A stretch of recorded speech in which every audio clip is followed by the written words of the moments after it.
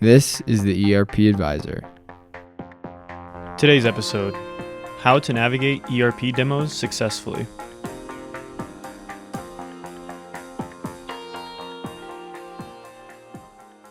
Hello, everyone. Thank you so much for joining us for today's webinar, How to Navigate ERP Demos Successfully. Sean Windle is back and is our speaker for today. Sean is the founder and managing principal of ERP Advisors Group based in Denver, Colorado. Sean has almost 30 years of experience in the enterprise software industry, helping hundreds of clients across many industries with selecting and implementing a wide variety of enterprise solutions. His podcast, The ERP Advisor, has dozens of episodes with tens of thousands of downloads and is featured on prominent podcast platforms such as Apple and Spotify. On today's call, Sean will dispel the confusion surrounding software demos and help project sponsors get the most out of the demonstration process. Welcome, Sean. Thank you so much for joining me today. Yeah, good to see you again. And I have to thank you guys for the banner. We need to iron the banner, but anyway, I'm in the official ERP Advisors Group Florida studio now, so it's good. Wonderful. Yes, it looks very nice. I'm glad that you actually have a home base now instead of just putting you in a corner. Yes, yeah, the yeah, calls. exactly. Anyways, this is going to be a very interesting topic today, Sean. I know you and I were just talking that we have never actually tackled anything to do with software demos on the podcast, which Wow. is kind of surprising considering Yeah. that's most of what we do every single day with our clients. Exactly. So I know that we have quite a few attendees, and I bet we'll have lots of questions. So just as a reminder, if you have any questions during the call, please feel free to put them in the chat. I also just want to make some PSA just to make sure, because we've had some confusion in events in the past. This is not a CPE event. Our CPE events are clearly advertised as CPE events on the website. And if you ever have any confusion, please feel free to reach out before the event or while you're looking at the events. I just want to make sure we don't have any other issues today where people are worried they're not going to get their CPE. So Yeah. just as a reminder, today is not a CPE event. But Sean, to kick us off, can you tell me what we are trying to achieve with software demos and why we do them? Yeah. Yeah. So I'm trying to think of maybe a little bit of a little context to jump into this, right? And there's always a good story to talk about, especially when it comes to software. So demonstrations in software are a little bit like a beauty pageant. That's what I observed anyway, many moons ago. That companies would do, the sponsors, they bring a whole bunch of people together and they call the vendors and say, okay, come in and show us your software, right? I actually remember a very specific client, even before I started ERP Advisors Group, I had talked to them sort of after they had done this. And they pulled together maybe say 15 people. So it was quite a few people. And they did some research online and found some vendors and had the vendors come in, and like I said, they sort of said, just show us the software, right? And the software vendors are very willing to do those kinds of conversations. I mean, this is probably 20 years ago, actually. Oh my God. Mhm. Wow, that's crazy. Again, before I had all that gray hair. It's the light that makes it look grayer, I guess. Yeah. And I remember that because this conversation, unfortunately, was upon a bad implementation. And I was asked to go in with the company that I worked with. It was even before ERP Advisors, like I said, and went in to do this analysis of why their implementation failed. And so I asked, okay, tell me about your demonstration process. Oh yeah, we had our whole team there and we saw 4 or 5 applications and we picked the one that we liked the most. Okay, good. Well, how did you choose the one you liked the most? Well, the demonstration was really good. They showed us everything that we needed. And they said, okay, well, did you have like a demonstration script with scoring and tracking by all the users? Oh, no, no, no. We just had the vendors do a demonstration. Mhm. And then that was the first of many issues where I thought, whoa, wait a minute here. You kind of picked the software that was the one that was the prettiest. And sure enough, that's what they did. And unfortunately, it didn't meet some of their needs later. They went live. People couldn't implement or couldn't input sales orders for several weeks, and people got fired. And I was like, okay, Ugh. So I hate to start off on a bad note, but The software demos are vital to the software selection process. They are super critical. But as we're going to talk about through this call, there's some key things that you have to keep in mind because otherwise it just becomes a beauty pageant. And what happens is, without all the weird dating and marriage analogies, is you end up like picking the one that looks the best. Then you start going through like life together, and all of a sudden you're like, oh my God, it doesn't meet my needs. What have I done? Not that any of us have ever done that before. And so that's why this demonstration process, again, as we get into some of the specifics, it's really important that you do it right and don't mess it up. Right. And I think that leads really well into our next question, which is just why is it so important to document your needs before starting software demos? Yeah.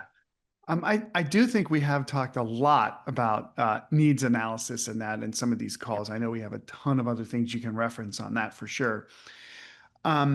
So it's I wish my mind is going to the dating analogies. Let's see. This is sort of a I'm trying to think of the season or something else I can kind of talk to, buying a house or a car or even a pet, right? I think about some of our employees that have gotten pets. How many did Charlie get another cat or something? What happened with that?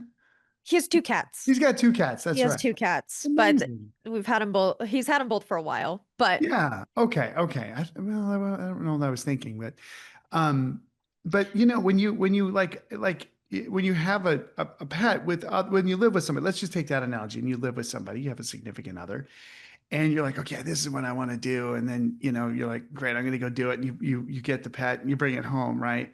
And let's say it's like a turtle. And you love turtles. Turtles are amazing, right? They're probably pretty chill. I don't know. I've never really had a turtle, but you bring it home and it's like, oh, this is great. And then your significant other's like, what did you get? It's a turtle. Like I really wanted like a dog or something.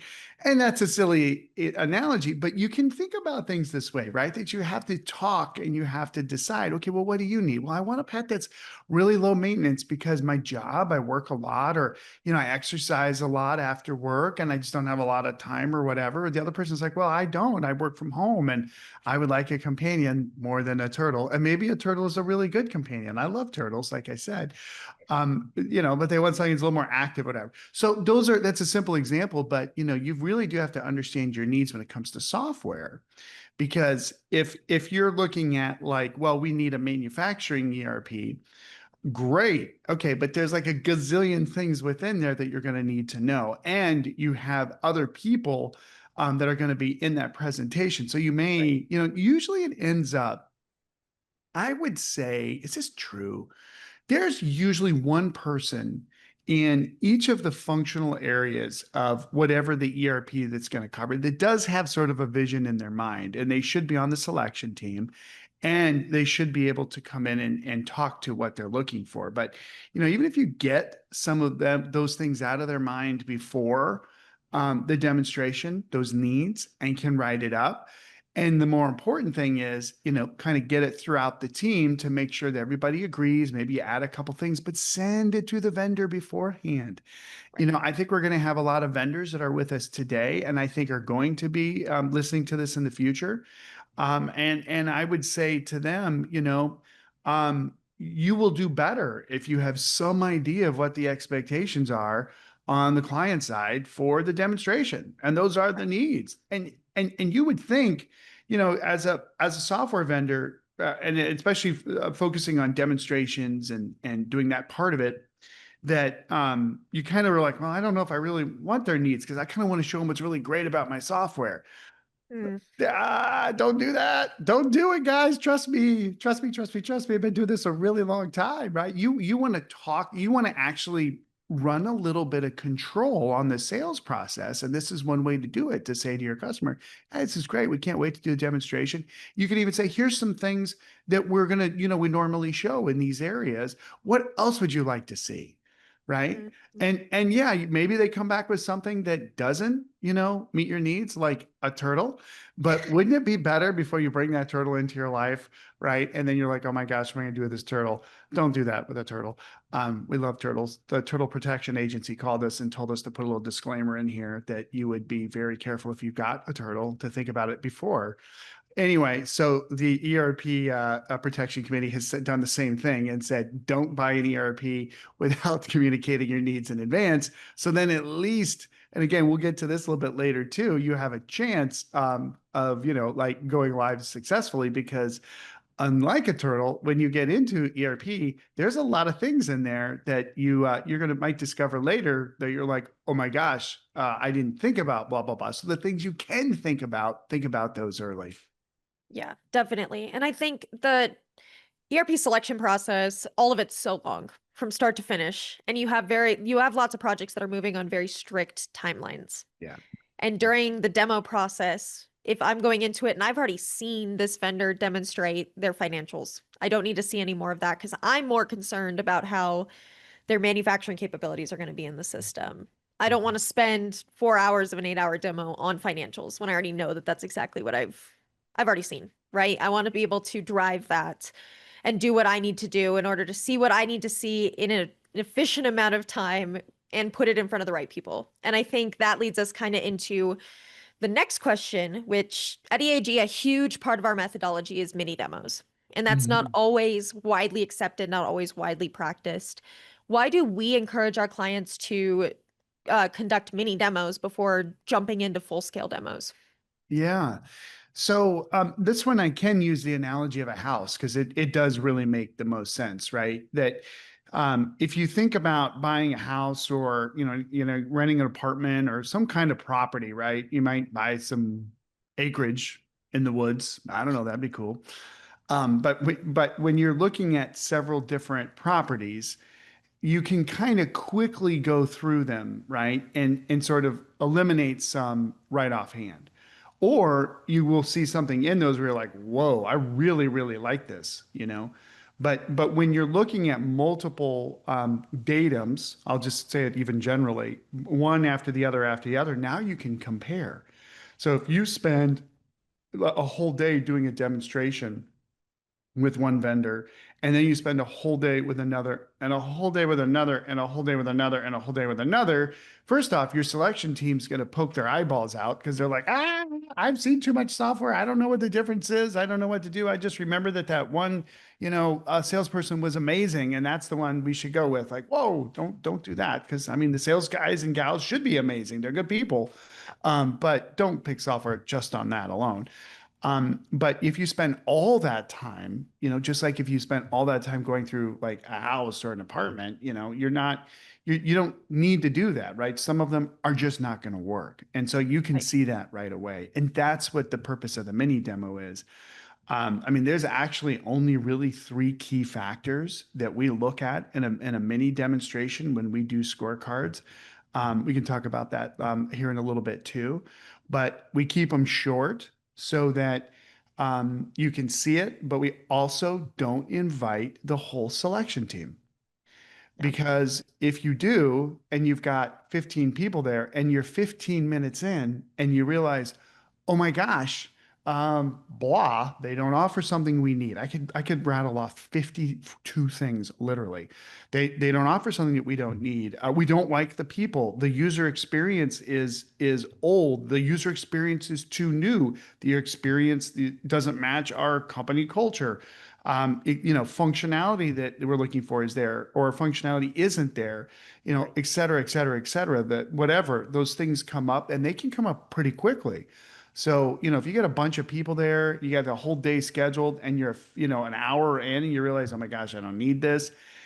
For the sponsors, that ultimately that's who is these calls are for. These are for the poor people that No. take on the responsibility of doing a selection, right? We want you to know you lose credibility on your project even before you start the implementation. If you start inviting people to a whole bunch of demos and half of them turn out to be like, you don't even need to be there. Now, maybe you can say I would do this if I were you. I've had clients say very explicit things sometimes that I certainly can't say on these calls. And, I say a lot, within very short amount of time, like, wait a minute, you don't do what? Or like, this is how your software looks like. What are you doing wasting my time? Da, da, da, da, da. Like, okay, don't do that. But that way, at least with the mini, if you have a few people there and you do it for a short amount of time and you've documented your needs and given them high level needs of things to show, then you got a chance. Yeah. And I think just to quickly outline, Sean, who role wise should go to a mini demo versus who role wise should go to the full demos. Yeah, really good question. So usually it's the major stakeholders for those different functional areas.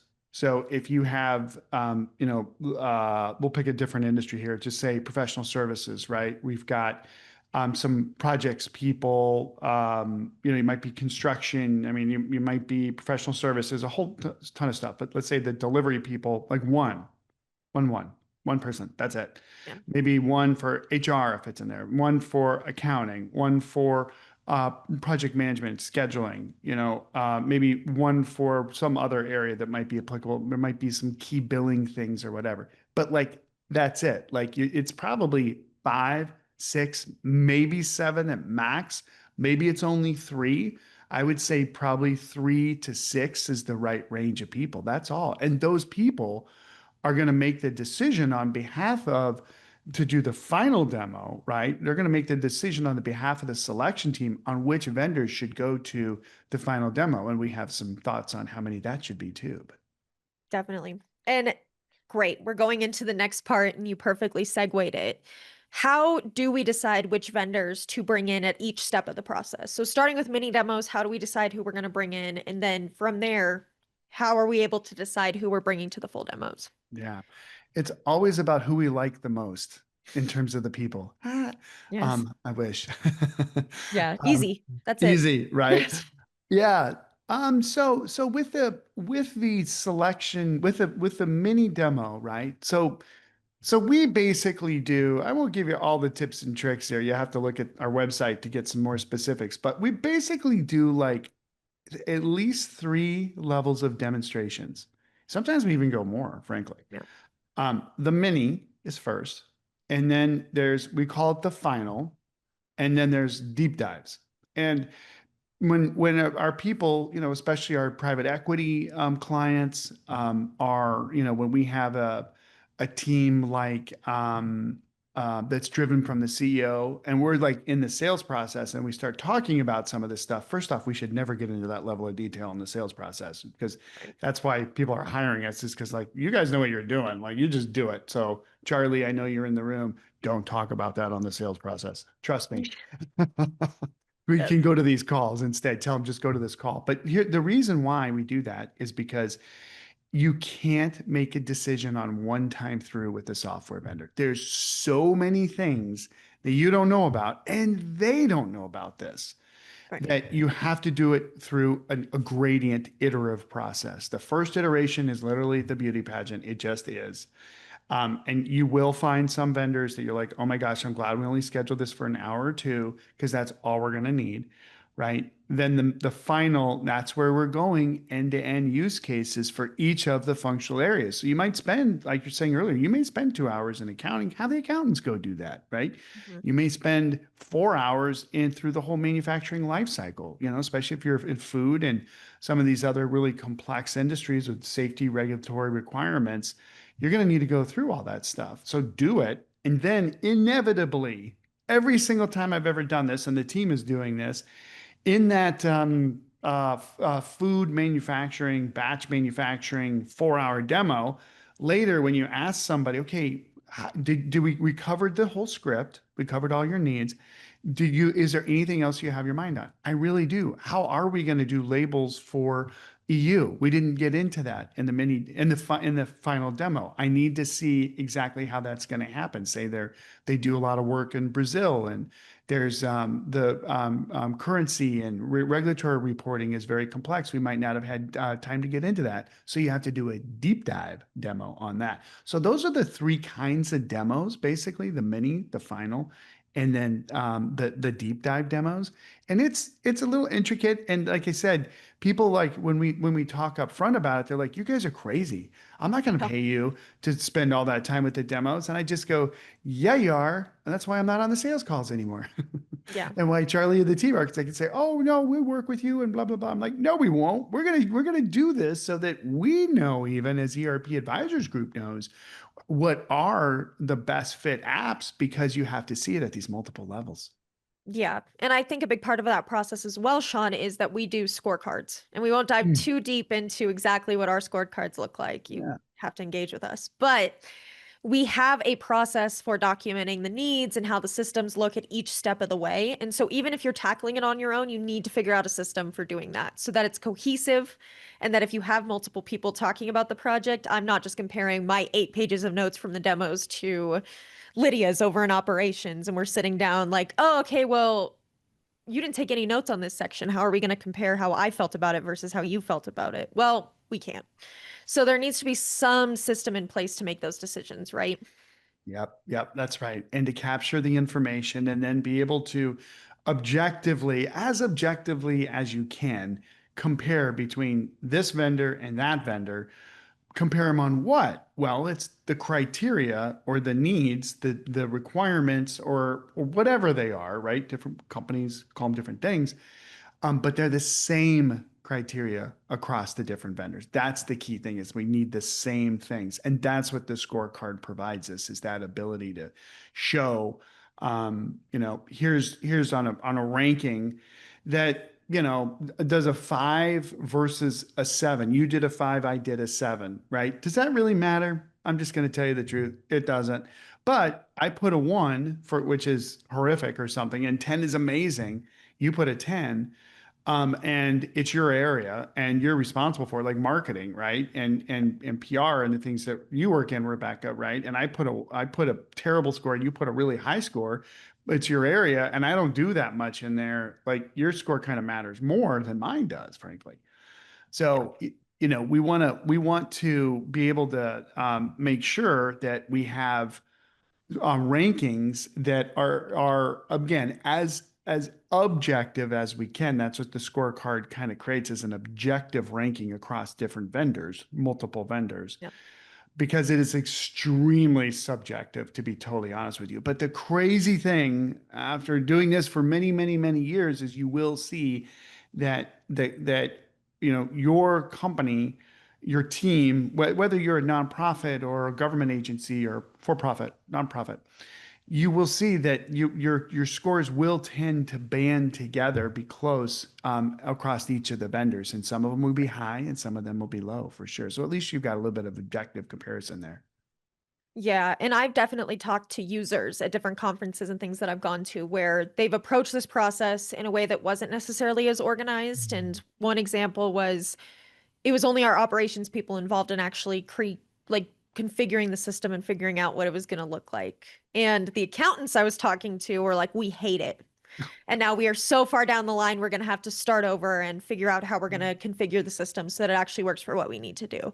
So it's just even more important to have input from across the whole organization. If it's not like I'm not going to bring in the entire marketing team for every single demo. However, one of us should be in there, whether it's me or Adam or somebody from your, like whoever it is at your team should be in there and have an opinion, or else you might end up configuring the system for a single department that doesn't understand how it works. Yeah, And it's yeah. so unfortunate to hear those stories. Oh, it definitely is. And I mean, this is the point in the call, 23 minutes in, it only took that long for me to say these things. Look, this stuff is hard. Oh my gosh. I mean, it is like the turtle that you get the turtle home, and you're like, oh, it's going to be totally chill. And all of a sudden it's like zooming around in the aquarium that you bought. And you're like, oh my gosh, I need to get a bigger aquarium, or it grows bigger than they said it was going to grow.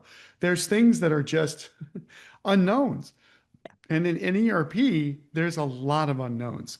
You're buying something that is very conceptual, like it's a concept. It's like, oh, I'm buying an ERP, and you're spending a ton of money with it. You're putting a ton of people's time into it. You're putting all your data into it. And you can't really go and open the door, like you used to be able to. At least you could see a server before, right? But you can't even do that anymore. But you can't see this thing. Now you interface with it for sure, but you don't know all the functionality and all the gotchas later because it's never been implemented at your company. That's a crazy Right. thing to say. I don't care which app it is, it's never been implemented at your company. So every single one of these projects is a unique project. Every single one of them. I think that's why it's so expensive and why there's so many people that are in the space, and maybe why my Lego collection is as big as it is, because people pay us pretty well over the years. Although I can't really quite, I can see the Millennium Falcon. It kind of all blends together. I see but anyway, I'm just kidding, but not really. That this stuff is so complex. So, these demonstrations at least give you a chance to objectively compare with your needs, with your scorecard, with the right people in the room to be able to say, okay, we got our best minds together and we did an objective process as much as we could, right? There's criteria that we use, and sometimes the sixth, there's five of them. You'll have to listen to another call for that. I'm trying to do these things called come ons, where it's like, come on, come Yeah. download the next thing. But I really just want to tell you, but I can't. But the sixth thing is gut feel.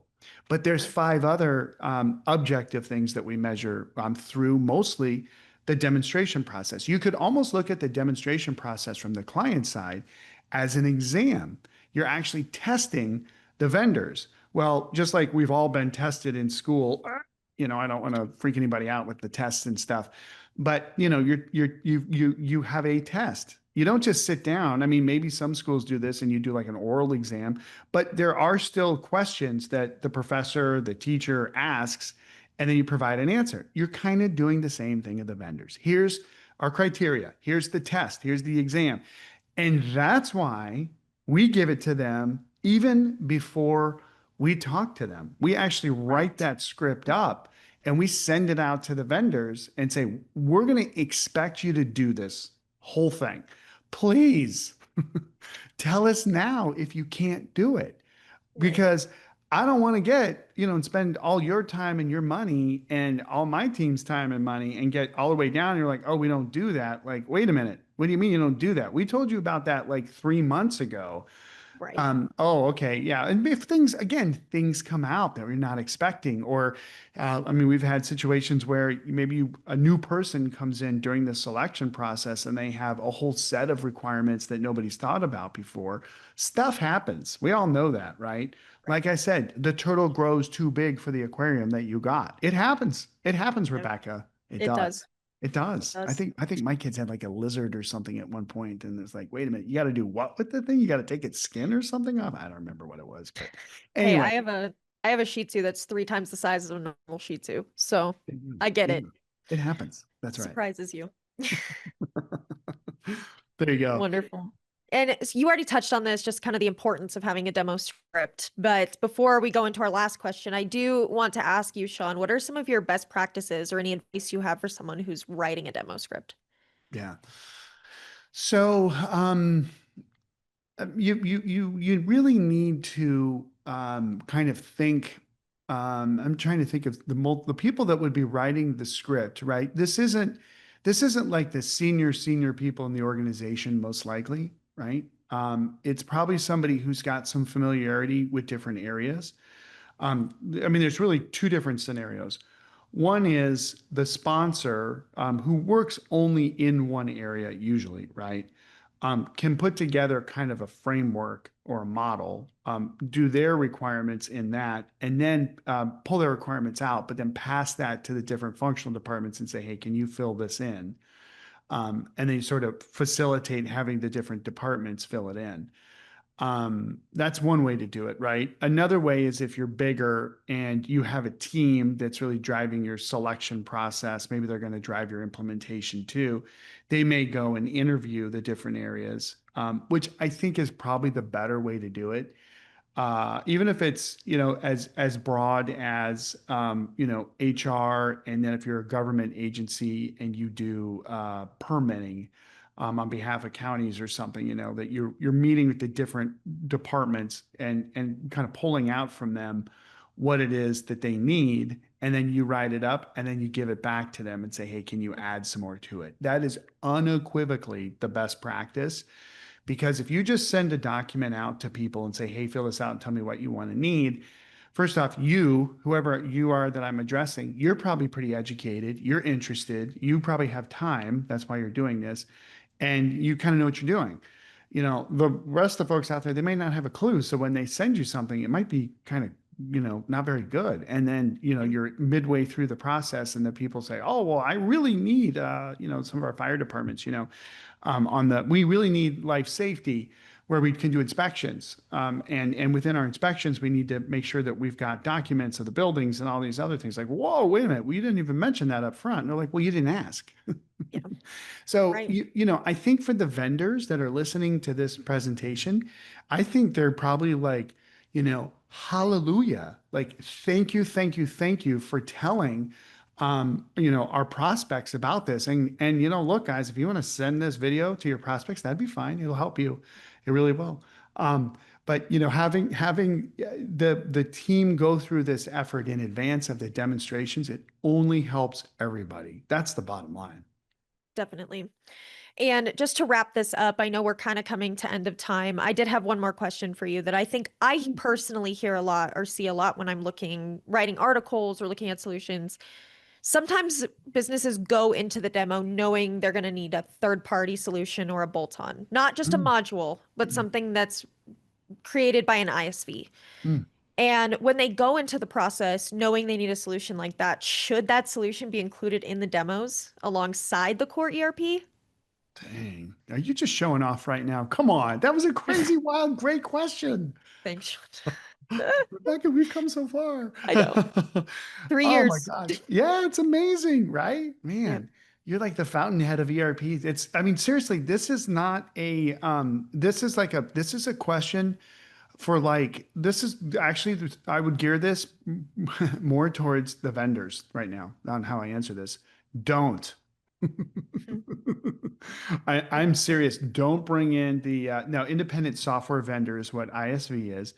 And the easiest and most simplest examples that most people understand are like tax solutions, right? Nobody, some vendors, some ERP vendors have their own tax solution. They have the ability to track tax. This is sales tax in the system for sure. And you can go in even as a user, you can set them up and all that stuff, but they change. And then you sell to a different, you're selling a different Nexus and you need the next one, the next one, the next one. Well, there's 3 or 4 or 5 solutions out there that you can go that from independent software vendors and you can buy or subscribe to their service and they integrate into your ERP.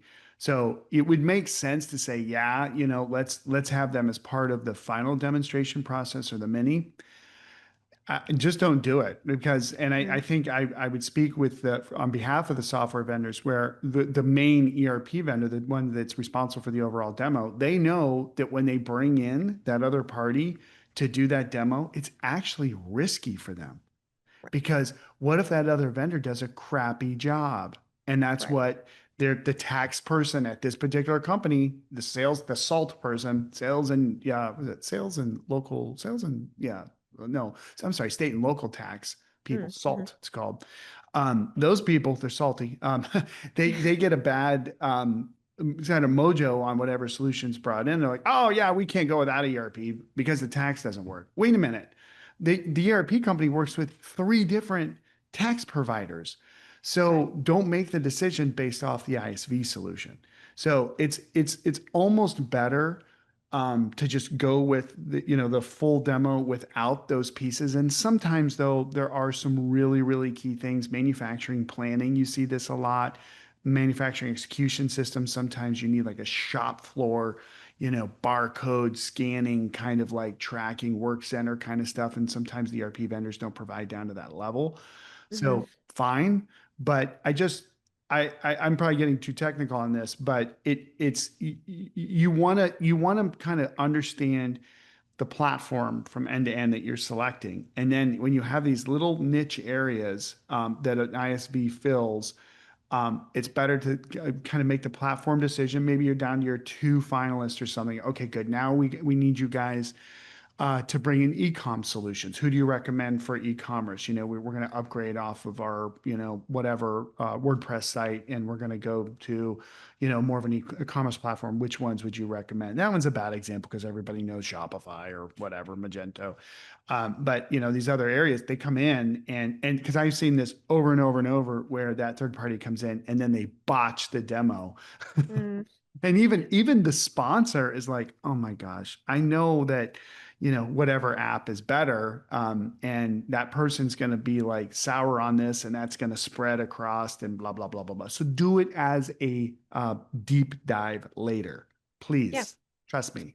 Yes. That's great advice. Because I think from a customer perspective, lots of the time when they see where the issue comes in when they're seeing these is not necessarily the functionality, it's the jarring change of user experience from one app to the other. And I think that that's what they worry about. And so to say like, oh, here's where that you should be looking at that in the process, I think is helpful so that clients know they're still going to be taken care of and not all of a sudden, oh my gosh, like this manufacturing third-party solution that I got for my ERP is so different that my users hate it and they're not going to use it Yeah. because it feels like you're jumping from one system to another.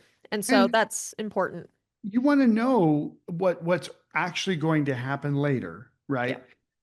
And so if it is, at the end of the day, you choose this app and then it does have, like you said, this MES that works this way and it's ugly later, you do want to know about that earlier, but not when you're in the demonstration process of the overall ERP. And it might be the reason why you choose one versus the other later, but just trust me, just save it for later. But don't like not do it. Just do it as a deep dive demonstration before you make your final selection. You got it, because that jarring experience, exactly. It could be all of the vendors for the third party solutions are going to be that way, where all of them are like, wait, we had to pop out to a different app. We had to, punch out to a different app. Yeah, but all of them would have been that way. So there you go.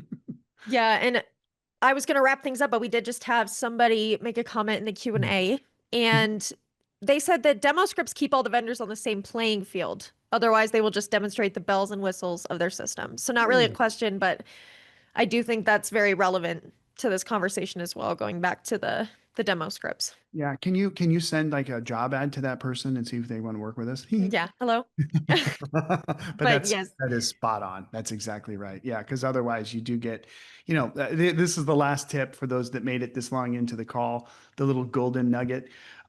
Vendors do have a tendency to show what they do really, really well. And especially when they see your overall needs and they're like, oh my gosh, I might not do so well in this area, they're not going to show that area if they know they don't do very well. Now, if they don't do it at all, I think all the vendors we work with are going to tell you, right? Yeah. But maybe it's not so good. But these other areas are great. So they're going to want to spend more time over in those other areas than this. So if it's not in your script, then you might not find out about that little area until you bring the turtle home, and then it's 3 times bigger than you expected, and you have like a tortoise walking through your house and God knows what tortoises leave behind. You don't want a big tortoise walking around in your house because they make big whatevers. Anyway, good. There you go.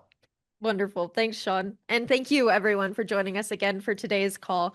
Please let us know if we can answer any questions that you didn't have a chance to submit, and we're always more than happy to email back and give you resources. And be sure to join us for our next webinar scheduled for Thursday, August 21st, which actually leads off the conversation Sean and I were just having, how the right technology platform can help your business scale, where we will discuss why it is more important than ever for businesses to consider their technology platform strategy as opposed to just a single application. Please go to our website, erpadvisorsgroup.com, for more details and to register.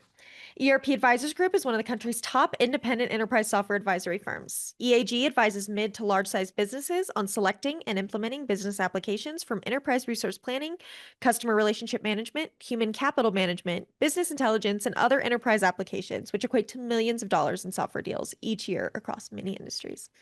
This has been the ERP Advisor. Thank you again for joining us. Thanks, everybody.